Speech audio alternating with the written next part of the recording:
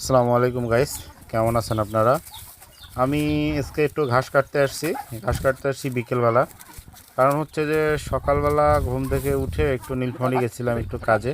সারাদিন নীলফামারী শহরে ঘোরাফেরা করার পরে এই বিকালবেলা বাড়িতে আসলাম। আসার পরেই দেখতেছি গরুর জন্য কোনো খাওয়া দাওয়া নাই, ঘাস নাই।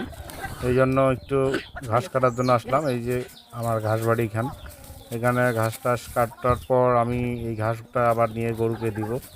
তো ঘাসগুলা খুব একটা বড় হয় নাই, মাঝারি আছে। আমি খুব একটা বড় করে ঘাসগুলা খাওয়াই না, এরকম একটু ছোটোতে খাওয়াই। এই তো এখন আমার ঘাস কাটা শেষ হয়ে গেল, আমি ঘাসগুলো নিয়ে এখন বাড়ির দিকে রওনা দিচ্ছি। আস্তে আস্তে বাড়ির দিকে রওনা। এই ঘাসগুলা আমার অনেক দিন সময় লাগলো উঠাইতে, আমার জায়গাটাতে একটু ছায়া ছিল, তো এই জন্য ঘাসগুলো আমার হয়নি। তো অনেক দিন পর এই ঘাসগুলো একটু হয়েছে। তো এই যে আমার গরু, এই যে গরুকে ঘাস দিলাম, এই দিকে হচ্ছে আমার গরু।